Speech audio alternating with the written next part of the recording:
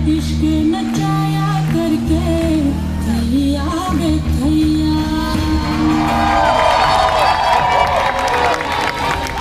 कि हमारे यहाँ लोगों को लगता है कि जो रात को औरत चलती है वो होती है। ये आवाज़ शहर से उठेगी तो देहात तक पहुँचेगी। मैं आपके इस खबरनामा की तरफ से पूरे आपके नाज़रीन को बताना चाहता हूँ, जो उनके राइट्स हैं, जायज़ राइट्स, वो हम नहीं दे रहे, तो हम नाजायज़ में कहाँ पहुँच गए हम। माँ एक अपने बेटे को रोने के बगैर दूध नहीं देती, तो ये औरतें कैसे समझ रही हैं कि उन्हें हकूक़ कैसे मिल जाएंगे घर में बैठे हुए। अपना क्या कंट्रीब्यूशन आप देना चाह रहे हैं? मैं नहीं अपना मोबाइल नंबर देना चाह रहा हूँ, लेकिन वो को ले नहीं रहा। मतलब ये बड़ा मसला हुआ है मेरे साथ। कैसी हैं आप? मैं खुशबाश। अच्छा मुझे बताएं, आप यहाँ पर आज किस मकसद से आएंगे? मैं अपने औरत के हकूक़ को महफूज बनाने के लिए आई हूँ। ट्रांस वीमेंस आर वीमेंस, तो इसलिए मैं औरत हूँ तो अपने हकूक़ को महफूज बनाना चाहती हूँ, तो यहाँ पे आई हूँ एहतजाज के लिए। और आपको यहाँ पर सबसे मज़े की चीज़ क्या लगती है, मतलब जब आप औरतों के हकूक़ की बात करते हैं? मज़ेदार चीज़ औरतें आई हुई हैं, मर्द आए हुए हैं, बूंदी फुल हो रही है, मज़े फुल हो रहे हैं, बस यही अच्छी चीज़ है। तो जब औरतों के हकूक़ की बात होती है तो सबसे पहले क्या चीज़ क्लिक होती है कि ये चीज़ होनी चाहिए?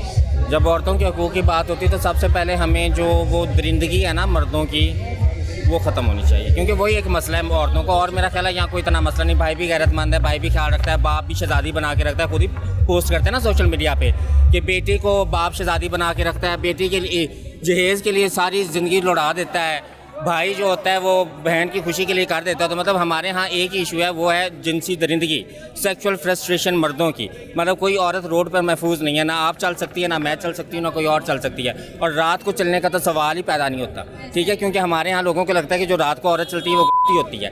जो रात को औरत बाजार में निकल के, हो सकता है उसका खामद मरा हो सकता है उसको कोई कमाने वाला ना हो, रात को दूध लेने जा रही हो बच्चों के लिए, लेकिन लोग उसे कहते हैं। तो वो चीज़ मैं ख़त्म करना चाहता हूँ।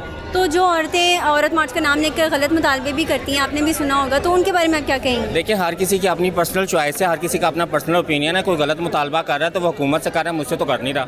अगर मुझसे करेगा तो मैं उस पर के बारे में जवाब दूंगी, तो हुकूमत ही जवाब दे सकती है उनके गलत मुतालबात। आप यहाँ औरत मार्च में खैरियत से? मैं बाइक पे आया हूँ जी। तो मकसद क्या लेकर आए हैं पीछे बिठा के? मकसद मेरे साथ कुछ दोस्त थे मेरे, जिन्होंने कहा था यार लाहौर आए हैं, कोई मॉल दिखा दो।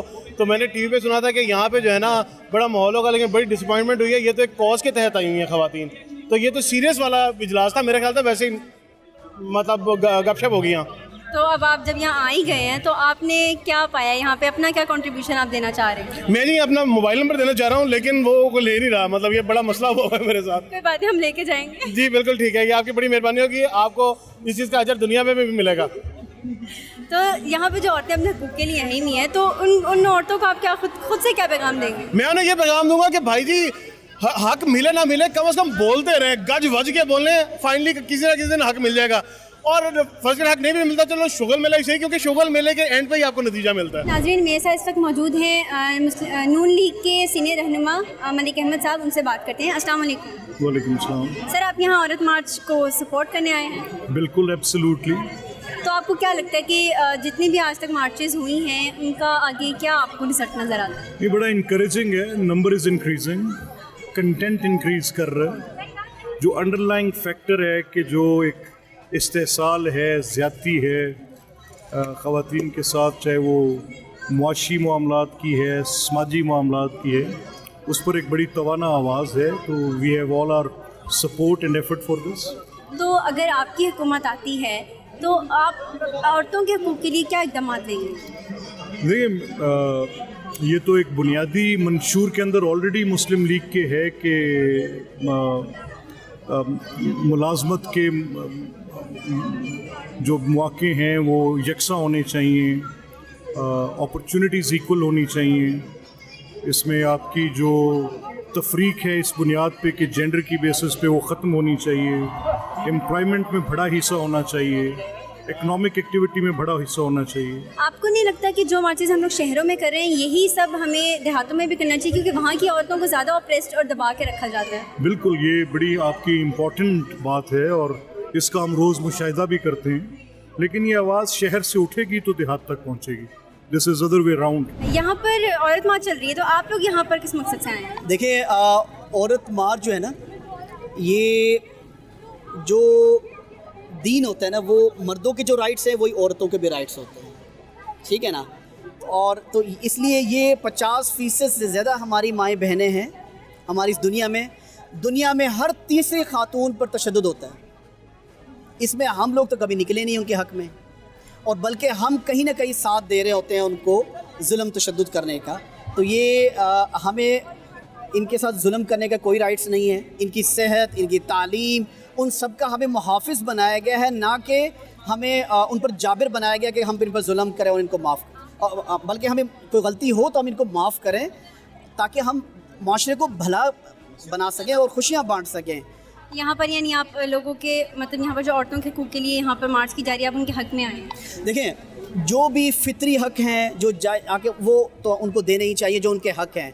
जो गलत है, आप जानते हैं हमारे माशरे में लेस्बियन एंड गेस किस तरह से गलत वो हो रहा है, वो तो गलत ही, वो गैर फितरी है।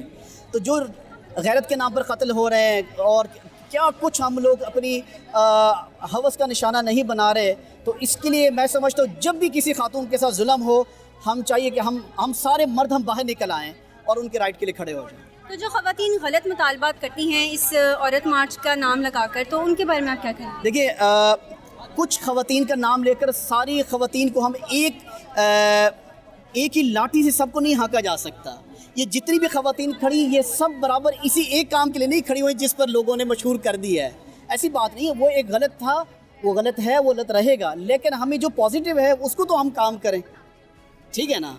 तो ये बात है कि हमें उनके हर जायज़, मसला ये हो रहा है, मैं आपके इस ख़बरनामा की तरफ से पूरे आपके नाज़रीन को बताना चाहता हूँ, जो उनके राइट्स हैं, जायज़ राइट्स, वो हम नहीं दे रहे, तो हम नाजायज़ में कहाँ पहुँच गए हम।